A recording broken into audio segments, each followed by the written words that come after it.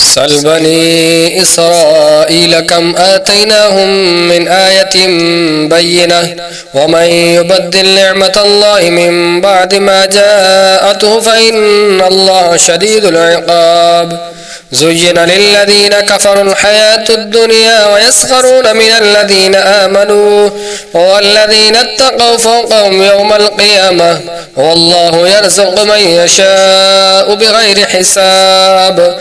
كان الناس أمة واحدة فبعث الله النبيين مبشرين ومنذرين وأنزل معهم الكتاب بالحق ليحكم بين الناس فيما اختلفوا فيه وما اختلف فيه إلا الذين أوتوه من بعد ما جاءتهم البينات بغيا بينهم فهدى الله الذين آمنوا لما اختلفوا فيه من الحق بإذنه والله يهدي من يشاء إلى صراط مستقيم. أم حسبتم أن تدخلوا الجنة ولما يأتكم مثل الذين خلوا من قبلكم مستهم البأساء والضراء وزلزلوا حتى يقول الرسول والذين آمنوا معه متى نصر الله ألا إن نصر الله قريب. يسألونك ماذا ينفقون قل ما أنفقتم من خير فللوالدين والأقربين واليتامى والمساكين وابن السبيل وما تفعلوا من خير فإن الله به عليم. كتب عليكم القتال وهو كره لكم وعسى أن تكرهوا شيئا وهو خير لكم وعسى أن تحبوا شيئا وهو شر لكم والله يعلم وأنتم لا تعلمون. يسألونك عن الشهر الحرام قتال فيه قل قتال فيه كبير وصد عن سبيل الله وكفر به والمسجد الحرام وإخراج أهله منه أكبر عند الله والفتنة أكبر من القتل ولا يزالون يقاتلونكم حتى يردوكم عن دينكم إن استطاعوا ومن يرتد منكم عن دينه فيمت وهو كافر فأولئك حبطت أعمالهم في الدنيا والآخرة وأولئك أصحاب النار هم فيها خالدون. إن الذين آمنوا والذين هاجروا وجاهدوا في سبيل الله أولئك يرجون رحمة الله والله غفور رحيم. يسألونك عن الخمر والميسر قل فيهما إثم كبير ومنافع للناس وإثمهما أكبر من نفعهما ويسألونك ماذا ينفقون قل العفو كذلك يبين الله لكم الآيات لعلكم تتفكرون في الدنيا والآخرة.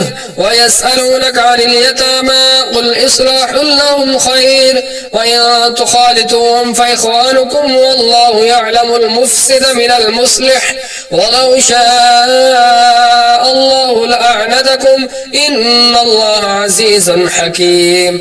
ولا تنكحوا المشركات حتى يؤمن ولأمة مؤمنة خير من مشركة ولو أعجبتكم ولا تنكحوا المشركين حتى يؤمنوا ولعبد مؤمن خير من مشرك ولو أعجبكم أولئك يدعون إلى النار والله يدعو إلى الجنة والمغفرة بإذنه ويبين آياته للناس لعلهم يتذكرون. ويسألونك عن المحيض قل هو أذى فاعتزلوا النساء في المحيض ولا تقربوهن حتى يطهرن فإذا تطهرن فأتوهن من حيث أمركم الله إن الله يحب التوابين ويحب المتطهرين.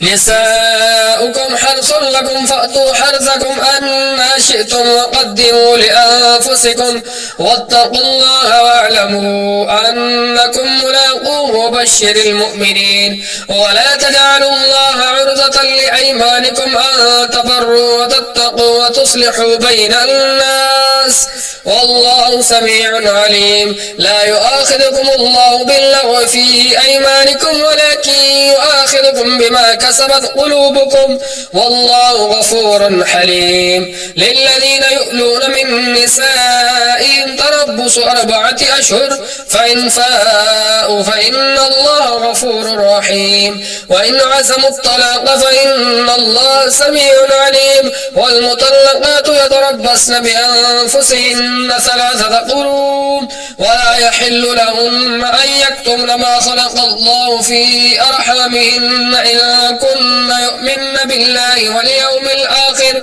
وبعولتهن أحق بردهن في ذلك إن أرادوا إصلاحا ولهن مثل الذي عليهن بالمعروف وللرجال عليهن درجة والله عزيز حكيم. الطلاق 2 فإمساك بمعروف أو تصريح بإحسان. ولا يحل لكم أن تأخذوا مما آتيتموهن شيئا إلا أن يخافا ألا يقيم حدود الله. فإن خفتم ألا يقيم حدود الله فلا جناح عليهما فيما افتدت به. تلك حدود الله فلا تعتدوها ومن يتعد حدود الله فأولئك هم الظالمون. فإن طلقها فلا تحل له من بعد حتى تنكح زوجا غيره.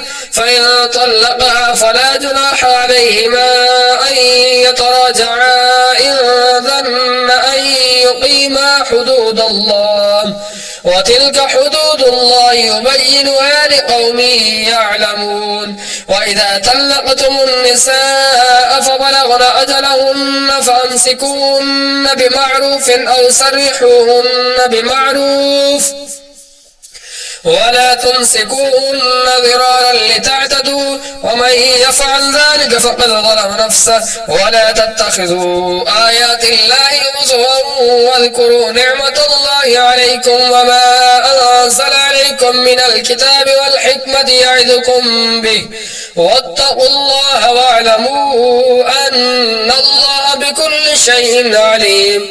وإذا طلقتم النساء فبلغن أجلهن فلا تعذلوهن أن ينكحن أزواجهن إذا تراضوا بينهم بالمعروف. ذلكم يوعظ به من كان يؤمن بالله واليوم الآخر ذلكم أزكى لكم وأطهر والله يعلم وأنتم لا تعلمون. والوالدات يرضعن أولادهن حولين كاملين لمن أراد أن يتم الرضاعة وعلى المولود له رزقهن وكسوتهن بالمعروف.